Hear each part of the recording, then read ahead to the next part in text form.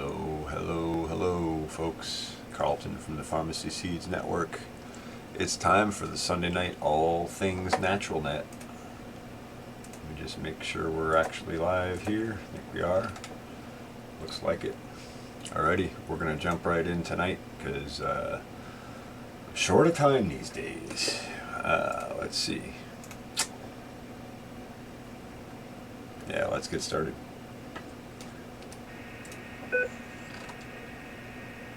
This is KD2IIN Net Control for the Hudson Valley Farmers and the Sunday Night All Things Natural Net. We're looking for check-ins. The Sunday Night All Things Natural Net is a net centered around farming and food, but also of a broader scope as well. And this net runs every Sunday night at 9 p.m. So without further ado, let's get the net started. If there's anyone out there, if there's any check-ins, please check in now.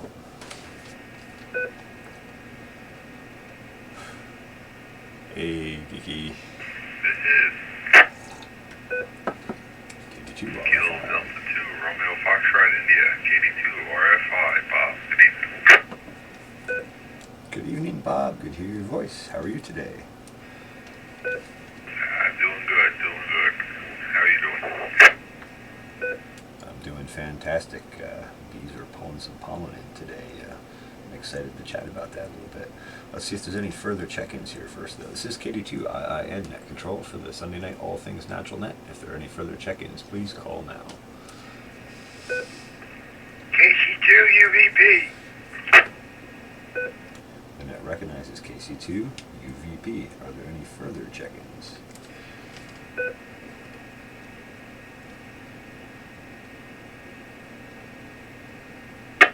All right, no further check-ins recognized at this time. How are you tonight, Mike?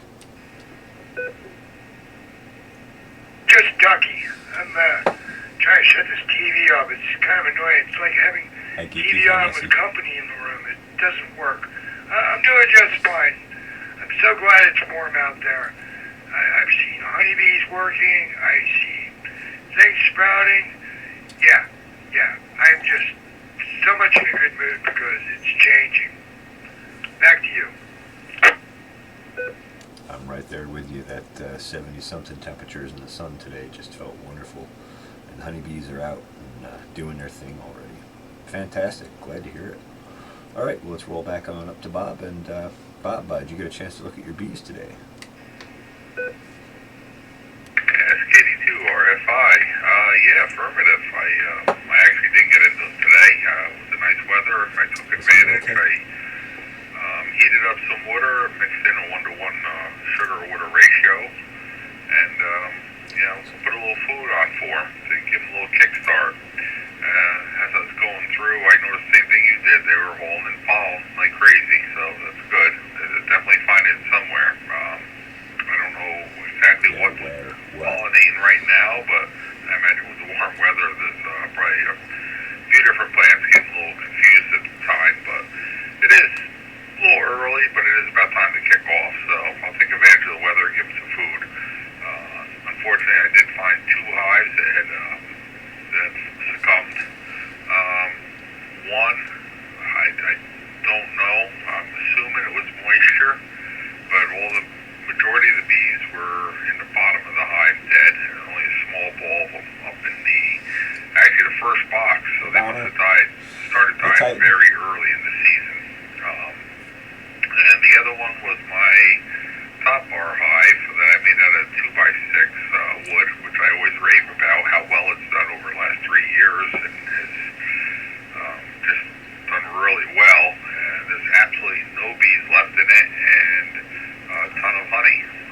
So I don't know. I would assume it's mites, but I've treated all my hives for mites, so I really don't know. But not a bee left in it. Don't really know what happened to them. Other than that, everyone else is looking pretty good. I have one other hive that's sitting there that's kind of iffy. Looks like the mouse got into the bottom half of it, but looks like they're still working the top box. So we'll give them time, and when the weather's more stable, I'll really open it up and go through it and take a look and see what the damage is. Other than that, everything's looking pretty good. All right, back to net.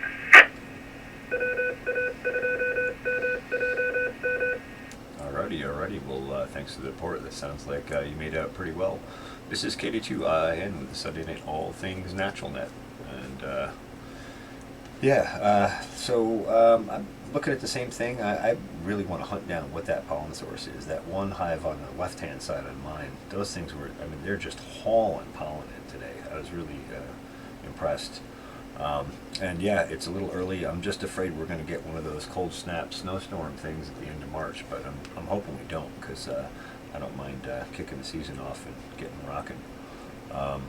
But yeah, sounds like you made out pretty good. I may have lost one hive, but I'm still unsure, and I got to do the same thing. I got to get out there and actually have a look and see.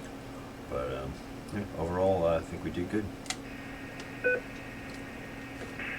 you just got to go ahead and pop the cover and It's take a coming. look at it and see what happens, see whether it's robbing or if they're actually doing well. So, one interesting thing I did note, freshly cut firewood, which I've been doing the last couple weekends, it's they just go right to it. I'm assuming it's the tree sap and the wood chips or whatnot, the shavings from the saw. They seem to be really drawn to it. I had probably about 200 bees on my wood pile right where I cut the wood, so that was interesting. I also have heard of bees getting pollen out of like bird feeders. Yeah, I've heard of that too. From the seed bags and whatnot they put out for the birds, as well as one example is like my chicken coop. I found bees in the chicken coop at times, getting the dust and the pollen off the corn and whatnot. So they're very ingenious on where they seem to find some of the stuff. It's pretty neat. Very cool, very cool. Yeah, I think maybe it was you that was telling me you saw them getting it off the corn in a couple other places. Somebody else was telling me I think it was Matt, KB2SBT, was telling me about they were getting it out of, or he read somewhere that they were getting some of that pollen out of, it's pollen that had fallen from trees and was caught in the bark of a tree. I suppose that's also possible. But I just feel like the volume coming into this hive, I feel like there's something in bloom they must be after. But I could be totally wrong. Unfortunately, I don't have GPS on all my bees. Let's just do a pause here for check-ins. And this is KD2IN, net control for the Sunday Night All Things Natural Net. If there are any further check-ins, please call now.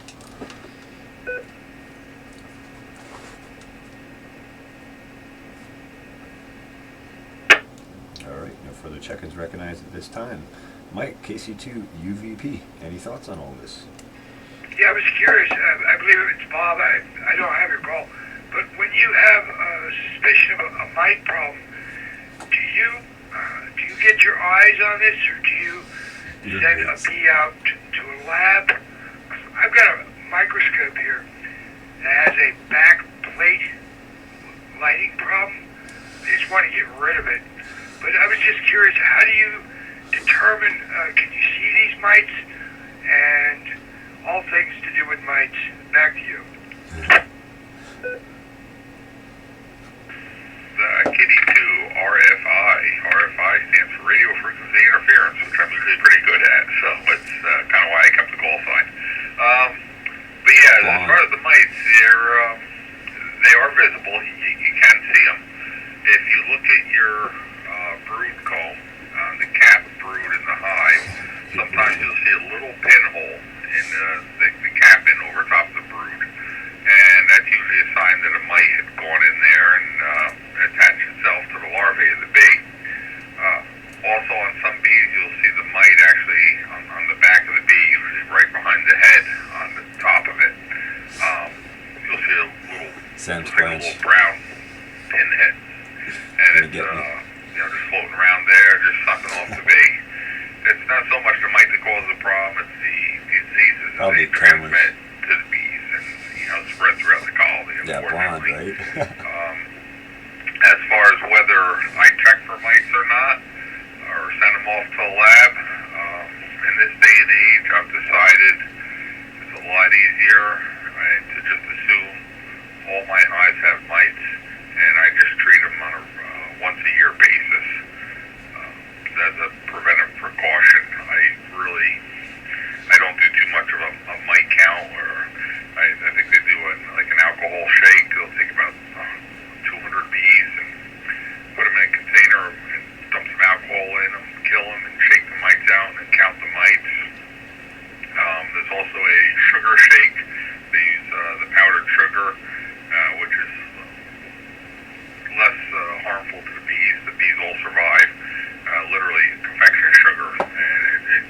sprinkle on them and shake them around a bunch and out through a screen, and the mites fall off the bees on the paper plate. You count the mites. Yeah, I don't do any of that. I just assume every one of my hives has mites, and I treat them for it every year. Hope that answers your question. I was thoroughly sufficient in using sugar. Oh, that's great. That's great. It's taken all my teeth, and if it works on mites, well, there you have it. Back to you on the side. Alright, this is KD2 and Net Control of the Sunday Night All Things Natural Net. To be clear, Mike, the sugar shake is not to cure the mites. It's just so you can get the mites off the bees to count them, so you know what the actual mite load is, and then you go about curing the mite issue. And there are various means for doing that, but the generally accepted one is oxalic acid, and you do an oxalic acid vaporization procedure for that. But let's just pause here for a moment and see if there's any further check-ins. This is KD2 and Net Control for the Sunday Night All Things Natural Net. If there's any further check-ins, please call now.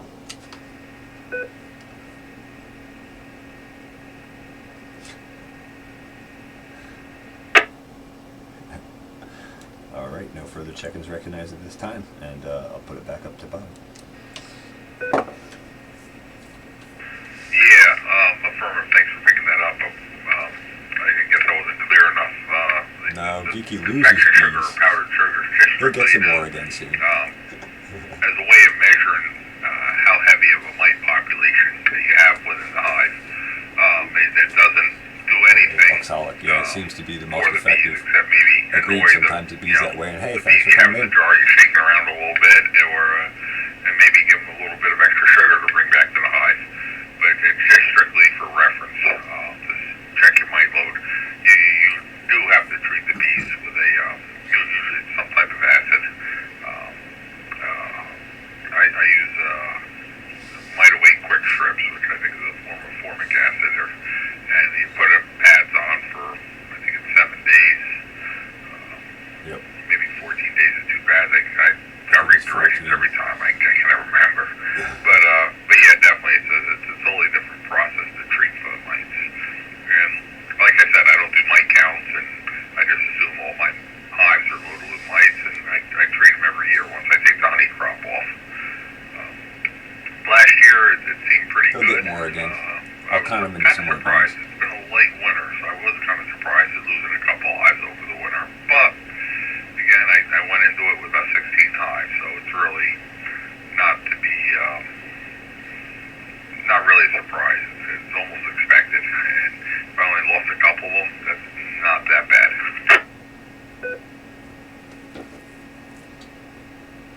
Yep.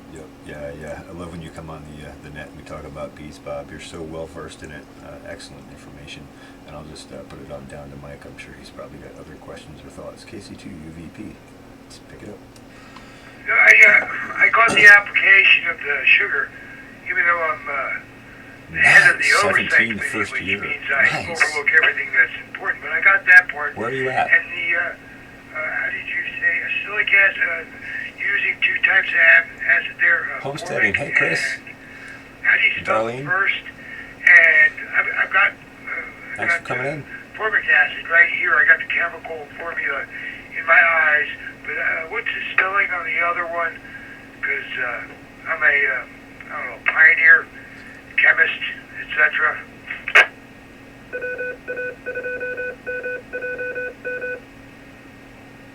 I'm going to pass that right back on up to Net Control.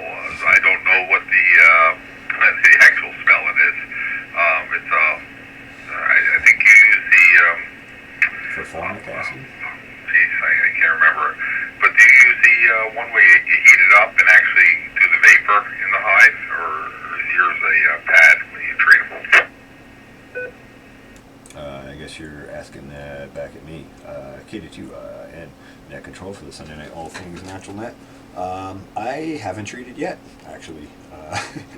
The guy I got the bees from said he had never treated for them, and he had pretty good success rate. And I actually intended to take a mite sample and treat them last year, but the weather kind of snapped before I got to it, and so they didn't get treated.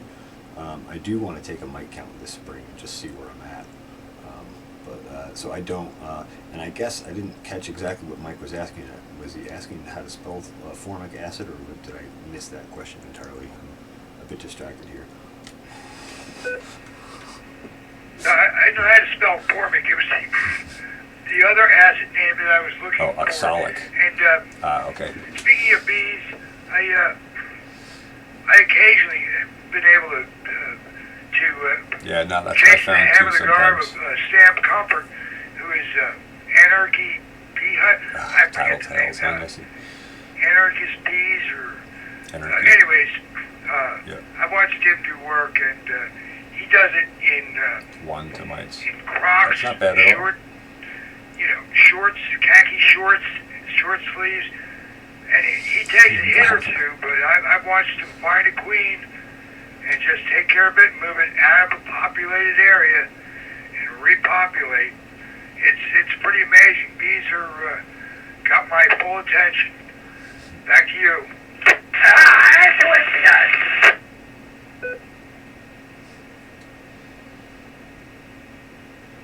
This is KD2 Net Control Sunday night. All things natural net. Is there another station that wants to check into the net?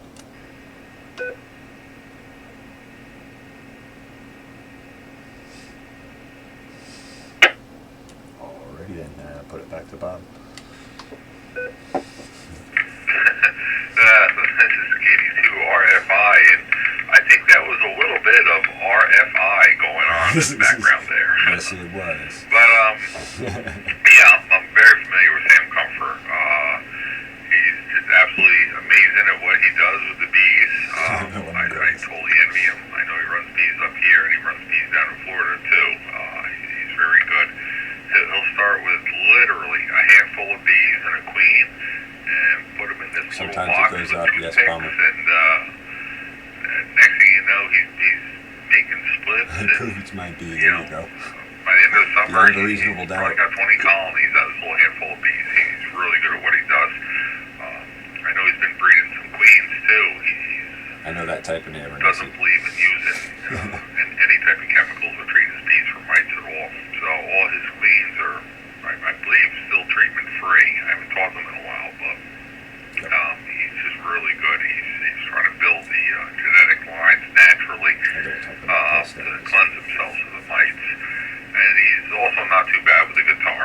He's provided some entertainment for us at some of the bee club meetings. So very knowledgeable person, and he's got very good bees.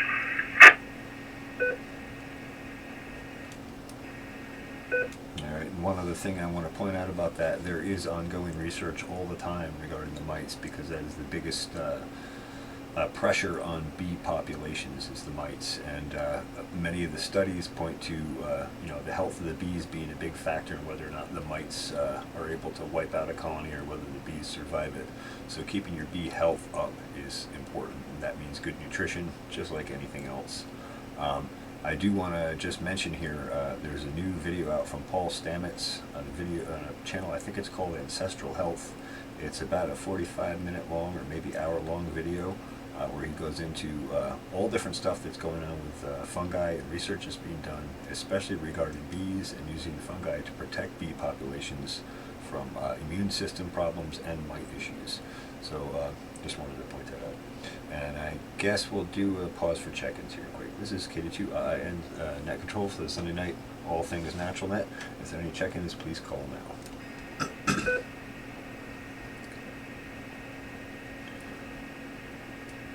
Here's K2BHM. Ooh, we got K2BHM. Jim, how are you tonight? And we also have KD2MQE, if I heard that double correctly. Affirmative, KD2MQE, how you doing? I'm doing well. How are you tonight, Dave? For Dave? Good, you guys are great, really interesting conversation. Thank you very much. And Jim, how are you tonight? Good, I was just going to throw a little bit in because my cousin has some bees and he wanted to build up a oxalic acid injector, Yes. and Vaporizer. kind of had an idea or some plans for it.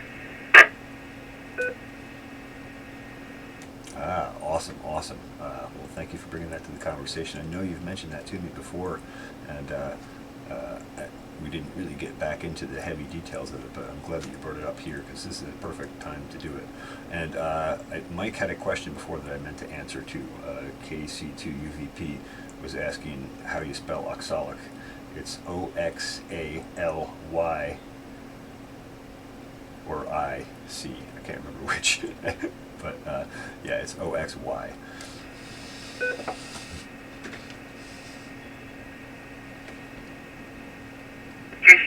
UVP, copy that. You know, just as soon as you said oxalic, sometimes the words don't match the letters.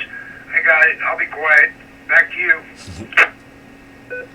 All right, very good. And I guess we'll just we'll roll back up to KD2RFI and then we'll work our way back down the list in normal sequence again. So Bob, pick it up. KD2RFI. Not a whole lot to add on at this point. Right on the sidewalk. Unless anybody has any questions or anything else to fill in. Like I said, I checked out my bees this year. They're looking pretty good. I lost a couple. For Bee Hotel, there you should really miss it. don't know That's why. awesome. But you know, overall they're looking pretty good. The one hive that actually both the hives that were dead outs.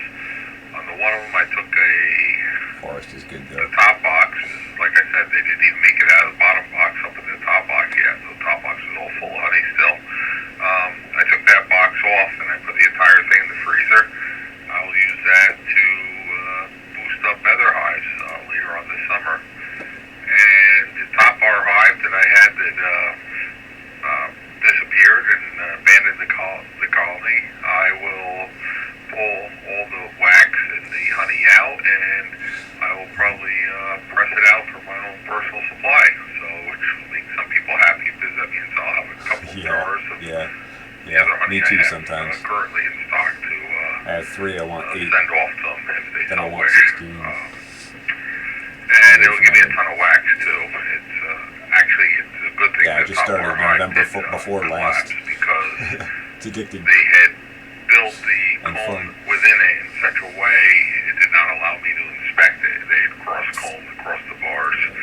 So I'll go in, I'll clean it out, and the next colony of bees I put in there, I'll hopefully will build the comb the way I want them to instead of the way they want to do it. So we'll see what happens with it. But I'll get a lot of wax out of it, and I'll get quite a bit of honey as well. I should be doing that tomorrow morning.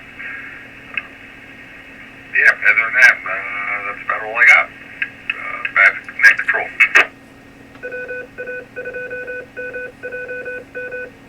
This is KD2 and net control for the Sunday night All Things Natural Net. And sounds like you made it good there, Bob. And yeah, that's why I really like the the Langstroth type hives. Really easy to manage the comb in there. Although I've seen them mess that up too sometimes, so or make it difficult. But anyway, it sounds like you made out well through the winter so far. Hopefully we don't get any cold snaps here. We can roll on into spring hot and heavy and get an early start. And I'd love to see another season like we had last year. That would be awesome. Right, we'll just roll on down to KC2UVP. Mike, any comments or questions before we pass it down to the next person? No, take control of that. I'm reading up on the acrylic acid. There is nothing in there but H and O's and a little carbon. Back to the net. Alrighty, very good. Yeah, it's pretty non-toxic as things go, and oxalic acid has a lot of other interesting roles in biology and fungi and plants. But I'm not going to delve into that at the moment. But it's interesting when you start looking at that on the wider spectrum of things. Jim, K2BHM, tell us a little bit more about the oxalic acid vaporizer you built. Okay, let me preface this with, I don't have a clue what I'm talking about. It's all third hand. But I can verify it's OXALIC acid. And my cousin was looking to take That's it. a chunk of aluminum, I don't know, like 2x2x4 or something like that, and mill a little pocket in it that you could put the acid into in its whatever form, and then you would drill and tap some holes in the side for two glow plugs off a diesel engine for heating, and then some sort of a little temperature controller to power this thing off. Let me drop it.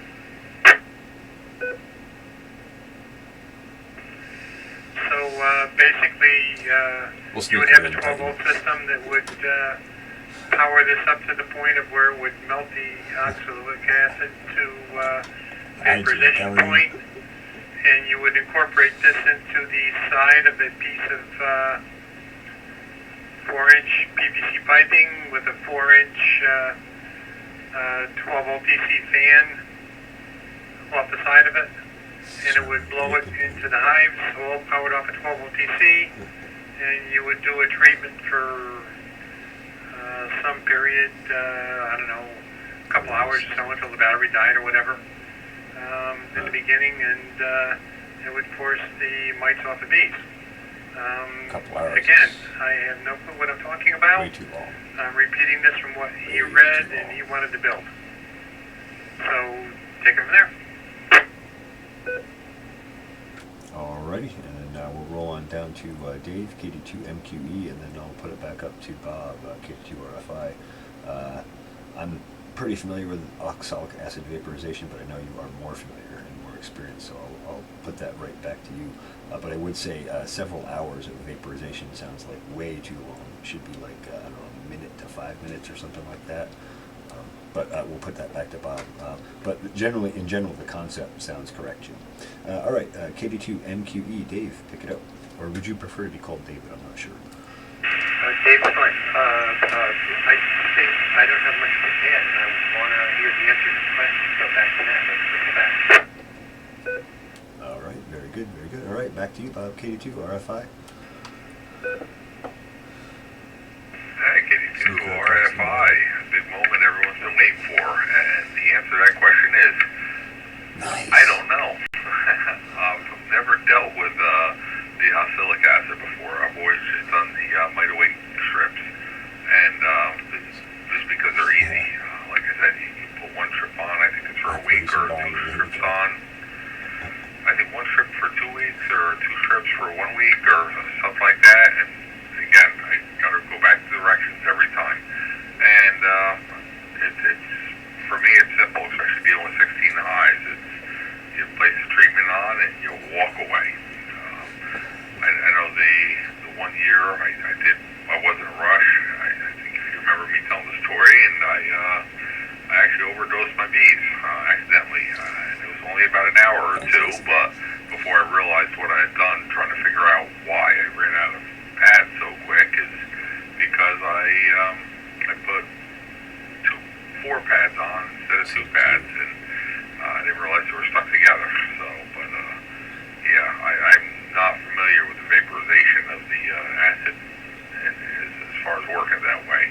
I know a lot of people do it, but usually it's smaller colonies. And I think you're right. I don't think it's a matter of hours. I think it's a matter of like 1 to 5 minutes. It's not very long. Yeah, It it's a doesn't short release burst. a lot of fumes when it vaporizes. Not something you want to inhale for long. Alrighty, yeah, I would totally agree with that. And I know there is a YouTube channel. I can't remember the guy's channel name, but he built his own vaporizer. And of course, I know Jim will have some comment on this once we get down to him on the list. He was having trouble regulating the temperature. It's supposed to be like 430 to 450 degrees or something like that. And his thermostat wasn't responding fast enough, and it was shooting out to like 470, 480 or something like that on him. But anyway, yeah, it's a very short burst, and I think it's somewhere between 30 seconds and 5 minutes. You're basically just nailing the mites, knocking the mites down, and trying not to go so long that you hurt the bees. And then it's temperature critical with oxalic acid, and even more so, from my understanding, with those strips. So I'll just say that, and I'll put it down in KC2 UVP. What I'm getting here, and I've got a couple of these. Almost looks like something you keep your coffee warm with, and that should get the temperature of your mix to become vapor.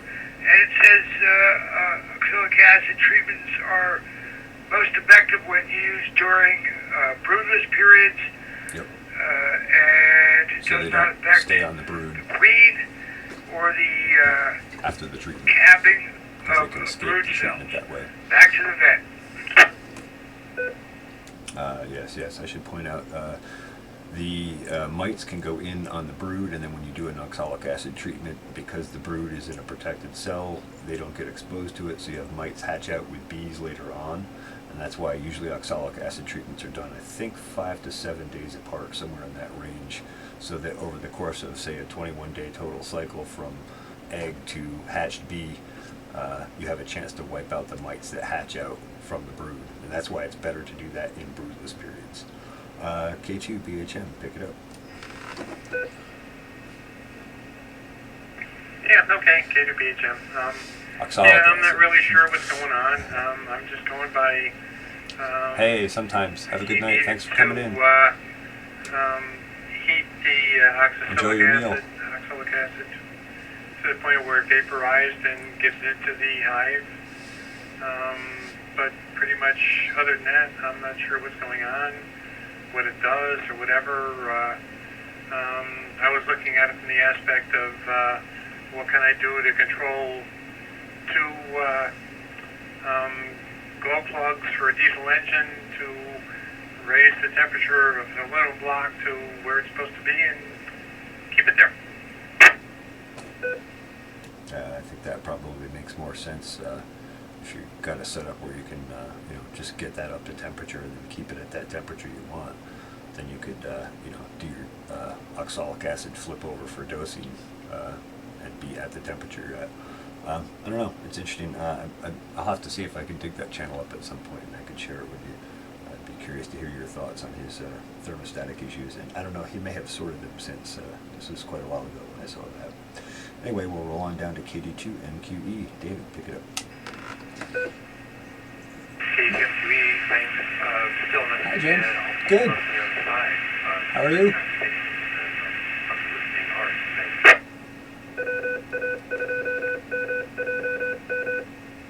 Alright, very good. This is KD2IIN Net Control for the Sunday Night All Things Natural Net. If there are any further check-ins, please call now.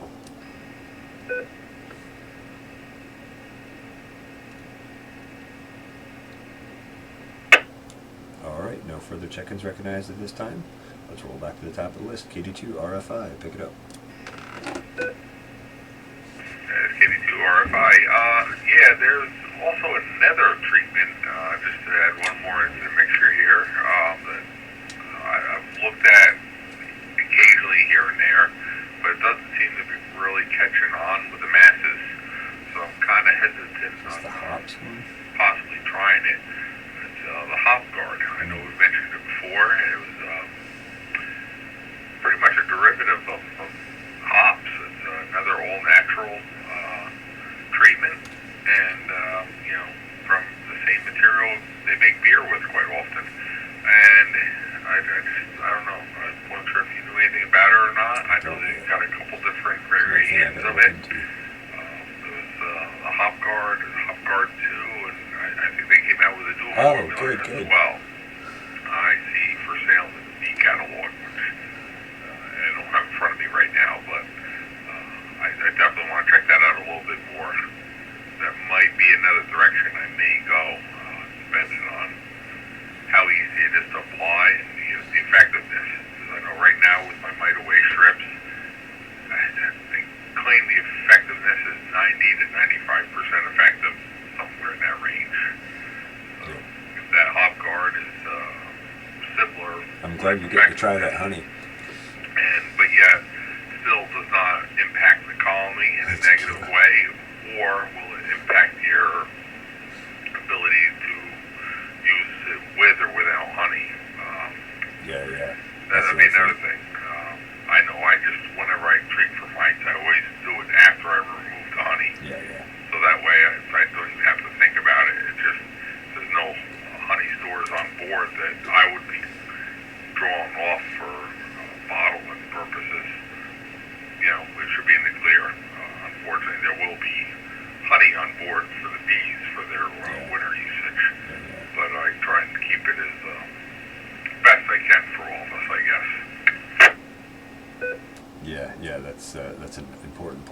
too, and that also goes through the oxalic acid. I've heard people say you can eat it afterward, but do you really want to expose the honey that you're going to eat to something that you wouldn't otherwise eat? No, not a good idea. And those strips, as effective as they are, I mean, they're using a vapor to kill mites, so you got to understand that is an extremely toxic vapor. So, there's pluses and minuses. But yeah, that's why everything I've read says treating in the fall is the best time, for two reasons. Because you have the honey off already, because there isn't a heavy brood population, and then on top of that, you're going into winter. That's going to be the most stressful period. And so if you can knock the mites off and reduce the pest pressure on the bees, then you've done them a big favor as far as surviving the winter. So that's kind of a synergistic stack sort of thing. All right, we'll roll on down to KC2 UVP, Mike. Well, I just found a hop guard 2 here, and haven't gotten into it, and I've got the name of the critter that's hitting the topic here. It's spelled B-A-R-R-O. Varroa mite. Mite. Varroa.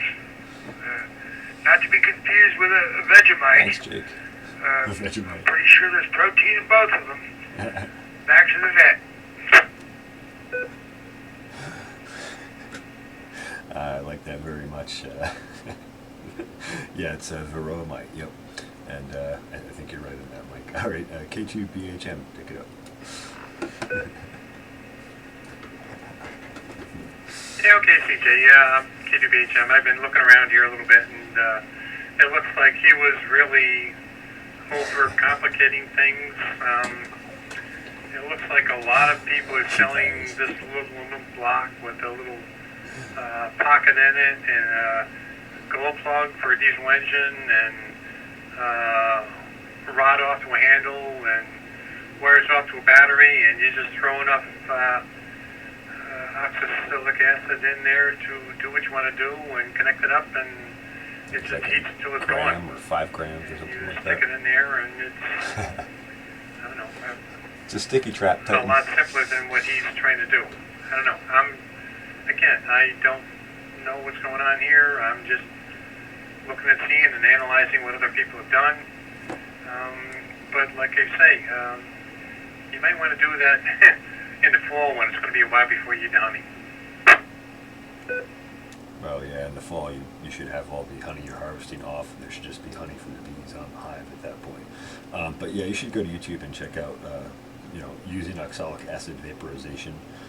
Actually, the channel to look at for that is Canadian Beekeeper's blog. That's a guy named Ian Stepler up in Canada, and he's got somewhere around 1,500 beehives on his farm, and he does massive honey production, and he's really, really good.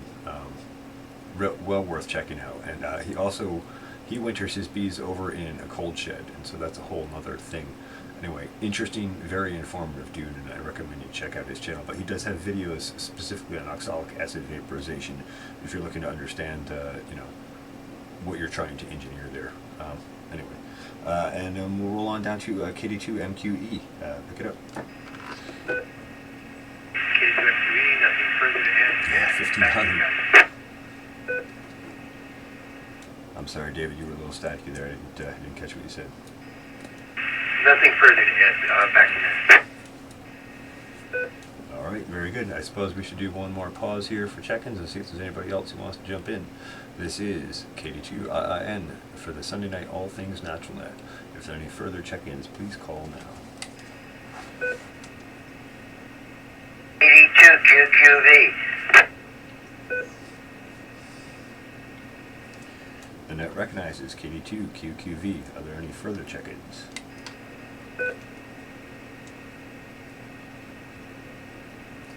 No further check-ins recognized at this time. How are you tonight, Don? Okay, doing good. Yeah, it's nice. It's a lot of honey. Tractor trailers of honey. Health seems to be okay. A little tired, but that's to be expected. I heard you guys, I don't know what you were talking about, bees and honey, and so I don't know. But yeah, they're I out think he does there. them all on his farm, but I'm They're not sure. definitely out there. I saw a wasp the other day. good. Yeah, wasps are also an important part of the ecosystem. They're actually predatory and they wipe out a lot of the insects. So they have their place too, although they do not produce honey. Well, thanks for joining the discussion, Don, and we'll come back to you when we come back around the list. And yeah, we're mostly just talking about bees, beekeeping, and then treating for varroa mites, which is the biggest existing pest for honeybees at this time. So we'll roll back to the top of net. This is KD2 IIN Net Control for the Sunday Night All Things Natural Net. We're going back up to KD2 RFI Bob. Hey, KD2 RFI. Yeah, it's interesting that one individual in Canada you mentioned keeps his hives in a shed or a storage building, so to speak. He might be the same individual I've heard of. You know, you can tell me yay or nay on it. He tried to keep his bees as cold as possible. You know, that's just one of the things he does. He just, you know, if it stays, you know, 0 degrees all year long, he's fine with it. He says it does not affect the bees. The bees seem to do really well in the cold. It's when the moisture gets in the hives. That's what tends to do them harm. So, that's why I always vent the top of my beehives with popsicle sticks. I just crack the tops and give them a little extra ventilation. Try and let that moisture out of there if I can, without letting the wind in. So it seems to do real well. There was one other thing I was thinking about. That's right. It kind of slipped my mind. I don't know. If I happen to think of it, I'll jump in again. But yeah, that's one thing I found interesting is a lot of people say, you know, the colder the winter, the better. Like this past winter, we had a kind of an easy winter, and I had, you know, it's not horrible. I only lost 2, but I think in harder winters when it's been a lot colder and a lot deeper freeze all winter, I seem to have done better. But I don't know. It's interesting because everybody has a little different theory on how they want things done. So I'm always trying to pick a little from here, a little from there. I'm definitely no expert. I just consider myself pretty darn lucky over the last few years, or 5 years, 6 years, however long it's been I've been doing bees. So it's been pretty cool. Back to net.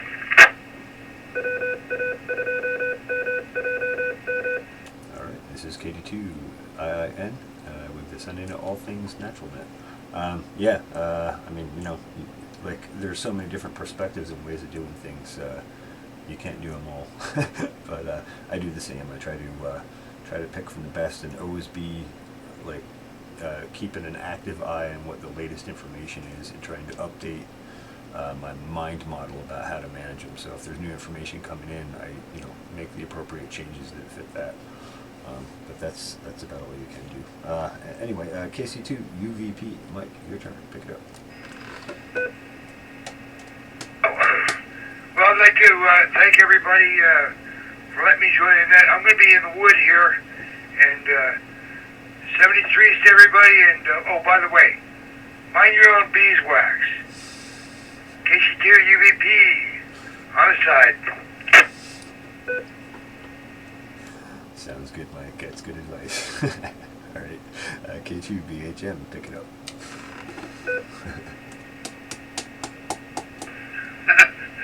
Okay, what can I say after that one?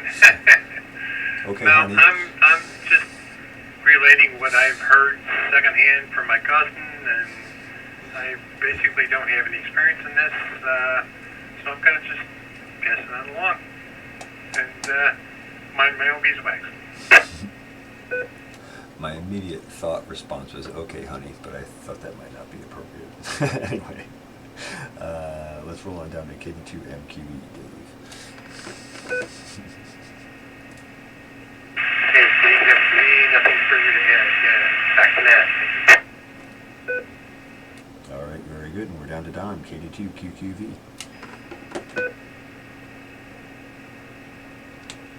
No, just that this warm weather, there's bugs out there. Small ones, real small. They're flying around. So I think we're going to have a buggy summer. Well, hopefully that doesn't bug you too much. Yeah, I've seen moths and some little flies and all kinds of stuff out already. which I'm kind of surprised of.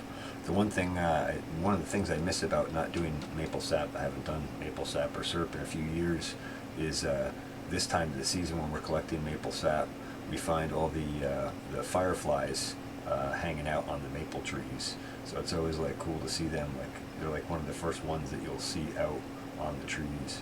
So I'm missing that this year. I guess I have to go down and take a close look at a maple tree one of these days. All right, I'll roll back on up to KD2 RFI, Bob. KD2 RFI. Really nothing more to add. It's always a good topic. It seems like this net is always a buzz with new information. So I thoroughly enjoy it. I appreciate it. And hopefully everyone has a good night and look forward to another great summer. Oh, Preacher's here? I have my fingers crossed for another good summer like last year. But, you know, hey, with the good comes the bad. So you got to kind of roll with it a little bit. So either way, it's still summer. I'll take it. KD2 RFI on the side. Sounds good, sounds good. Yeah, that's right. Can't have the sweet without the sour. All right, yeah. Well, I think we'll make this the final round. Seems like we're out of discussion for the evening, and I know I have things to do myself here. So let's see. We'll roll on down to K2BHN is next. Okay, K2BHN. Since we've exhausted this subject, let me change the subject. Question. We have these little gray moths. They're somewhere in between, I don't know, 3/8, half an inch or whatever. No idea what they are. Wingspan. I know what you mean, or know what They they seem are. to love to get into anything in the cabinets and those. whatever.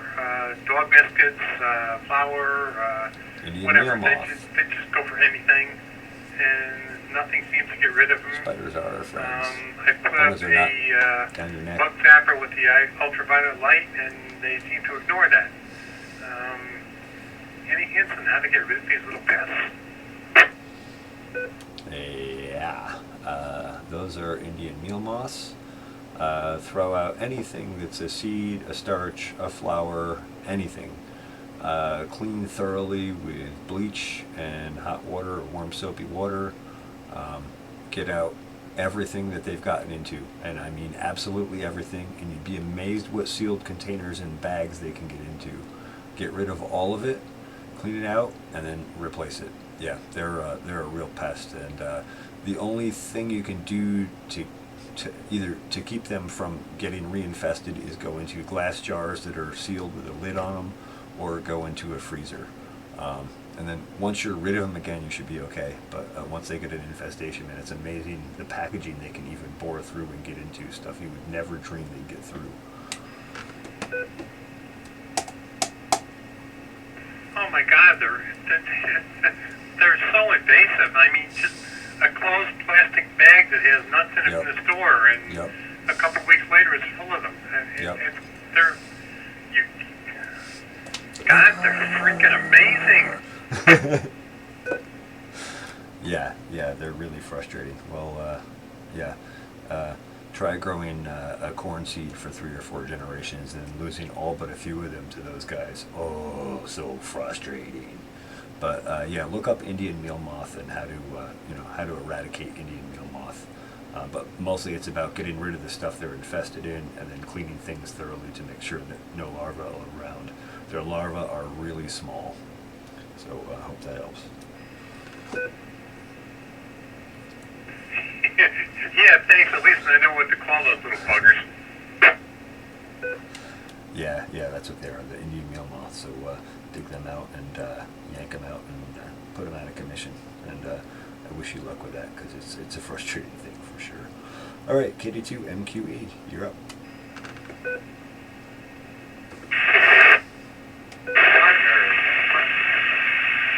She asked, are you planting arugula in boxes? Your signal is a little bit staticky, but I think you were asking if someone was planting arugula in boxes. I am not, but was that you saying that? Because I'm not sure. Try your signal again. That's affirmative. Arugula inbox is way too early. It seems like it's looking good now. Oh, no, arugula is fairly cold hardy, but yeah, it's probably still a little bit early. I mean, we could still get, you know, a cold snap and snowstorm. We've had them even into early April before, so I would hold off for now, but certainly coming soon. Thank you. Facts in hand, and I'm clear. All right, very good. You're very welcome. Thanks for joining the net, Dave. Good to hear your voice on here. And then Don, your final, and we're going to go ahead and wrap this net up. KD2QQV, pick it up. No, I just wanted to say, yeah, I popped in a little late. I didn't realize I forgot I looked at the time, so I turned the radio. I was on another band. No, it was a good net, and it was a good net. You know, back over the net. I got nothing else to say really. I'm busy right now. I'm doing some computer work. But talk to you later. KD2QQV clear. All right, very good, Don. Well, thanks for joining the net, and hope you're having fun over there with the computers and radio stuff. And alrighty, I think we'll go ahead and close the net up. This is KD2IIN Net Control for the Sunday Night All Things Natural Net. The Sunday Night All Things Natural Net is on every Sunday night at 9 p.m. here on the Overlook Mountain Amateur Radio Repeater, the 146.805 megahertz repeater. That's a PL tone of 103.5 and a negative 600 kilohertz offset. So thanks to all those who participated. It's greatly appreciated. A few other announcements. We also have another net on this repeater at 8 p.m. on Thursdays. That is run by K2JLV. That is the Thursday night net. And they usually have good topics of discussion more related to amateur radio and many of the technical details along those lines. So I hope you'll join that net and support it as well. Also, our club has meetings every third Wednesday of the month at 6 p.m. at the Kingston Library. So you can find out more about that and get more information about our club and our website on our website at omarclub.org. That's whiskey, whiskey, whiskey, Oscar, Mike, Alpha, Romeo, Charlie, Charlie, Lima, Uniform, Bravo, Oscar, Romeo, Golf. That's omarccclub.org, omarclub.org. Thanks to all those who participated. This is KD2IIN saying 7 threes, inviting you to join us again next week. Thanks, everyone. Have a great night. KD2IIN is clear. Oh, that's a mouthful. That radio is hot. Ah. K2LD, KD2IIN. How are you, Bob? Very good. I just want everything. I'm just right home right now. Just want to say that was a great last little video that you got on your thank you very much for the honor. Very good, very good. I'm glad you liked it. I put it up and then I unlisted it for a bit because I wasn't sure.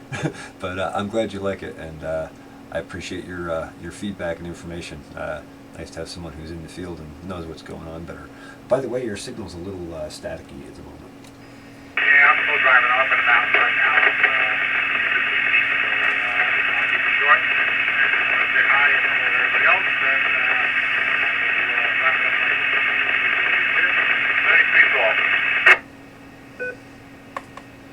All right, 7 threes, Bob. Good to hear you, and I got you on the net check-in here. Thanks for coming by. KD2IIN will also be clear. 7 threes. That radio is cooking hot. I gotta get that antenna straightened out. No buffer. Popcorn. What's all this popcorn thing? I missed some chat here, huh? KD2UUV.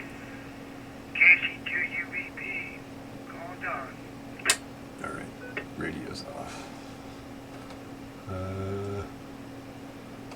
Hold my hand so you can't go any further. Palmer's clowns. Poor form Titan.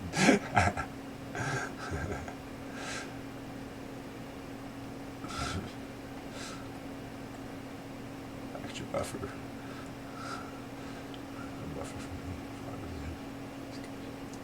Thanks, Titan. I'm glad you appreciate it or enjoyed it. No, I don't feed you, Nessie. I'm poor. I can't afford to feed myself. If you were here, I'd share some honey with you.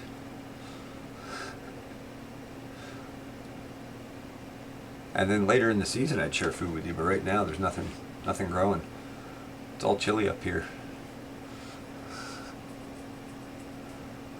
Yeah, there you go, Bomber. You gotta go out and milk the cow before you can drink any of the milk. Churn, churn, churn. I like that. We're making butter already. Awesome. Hey, Barry. Oh, I knew I felt somebody poke me. Canada invasion.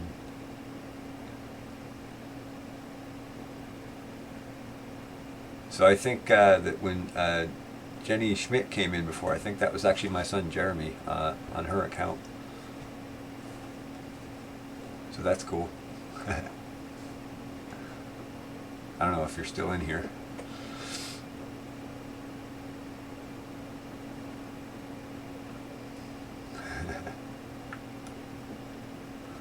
So does anybody else have any questions about what we talked about tonight?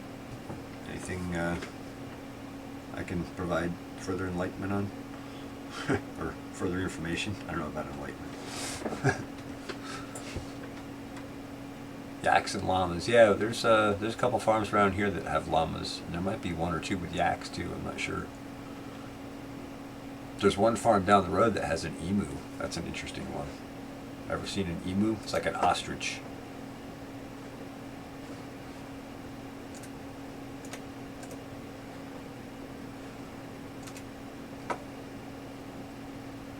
The meaning of life? I have no idea.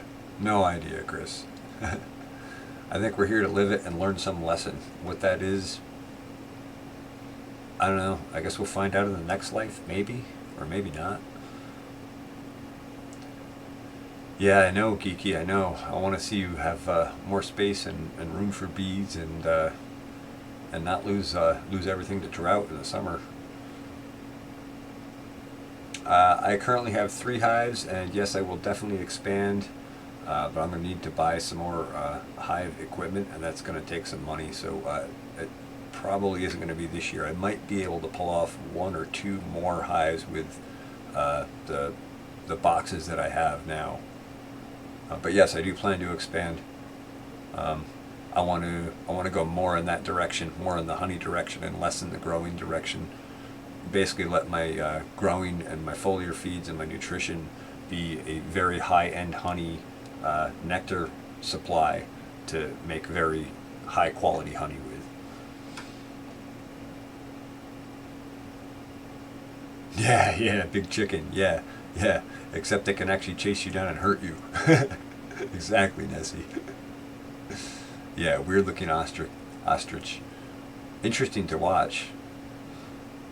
You had emus? Were they hard to deal with, Chris? Like, did you have to be afraid of them like a bull? Because I've heard that they can be aggressive.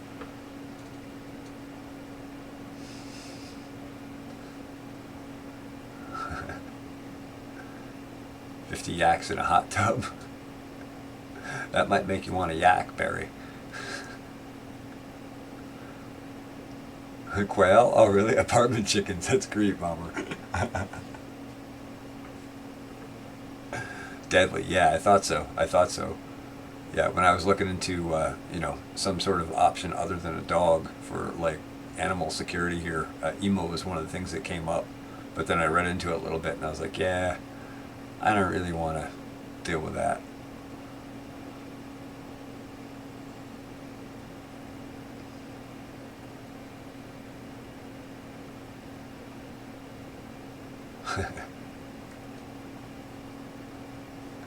Yeah, that's like chicken TV, huh, Titan? Yeah, I love my chickens too. I love my Icelandic chickens. They're awesome birds, and mine are out free roaming, at least during the spring, fall, and winter. And I love watching them scratch and just, be free and roam. They're really a lot of fun. Every time I go out with the camera, I can't help but get a little clip of them enjoying themselves. Llamas are good sheep herders. Okay, I never heard that. Interesting. I've heard they're also good, like a good animal as far as like keeping other animals safe on the farm too. So that makes sense. 45 stitches. Yeah, that's why I didn't want to get one of those. I also looked at how much they eat a day, and I was like, wow, yeah, I couldn't afford to feed that thing. Yeah, exactly, Kiki. Why would you want a big one? Geese, yeah, they're interesting. We have so many Canadian geese around here. I have kind of a bad taste in my mouth, pun intended, on geese. They can be nasty too. Boy, they can really hurt you. A chair next to the cage so they could watch him. The bunny was their god. That's awesome, Bomber.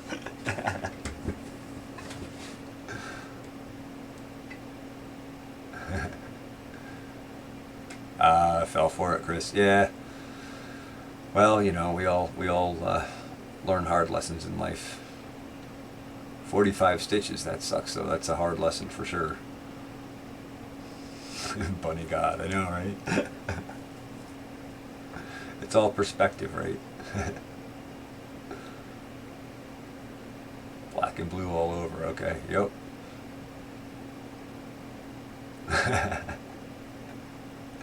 No, not judging the country, Bomber. Just the geese themselves. And actually, you know, I enjoy watching the Canadian geese. But I've also seen instances and personally dealt with instances where they come into a pond that's on like a yard property, and they poop everywhere and they make a darn mess. So we've had to run them off from a pond a couple times. But you know, like when they're out doing their thing in the wild, I actually really enjoy watching them. I love when I see them flying north and south in the spring and fall. Just don't want them right in my yard.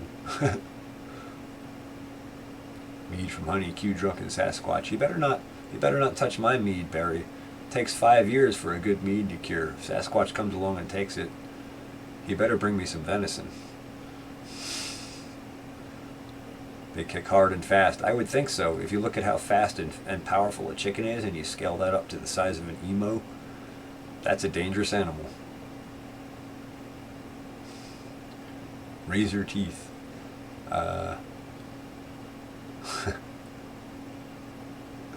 The emus do. Is that what you mean, Bomber? Brent just went live. All right. Yeah, I'm going to wrap this live stream up anyway. So thank you everyone for watching and participating. Greatly appreciated. Thanks for coming in. Everybody have a good night. Hope we'll see you next Sunday on the live stream. As we say on the radio, 7 3s. Love you all. Be good. Be kind to each other. Spread the love. Thanks everybody.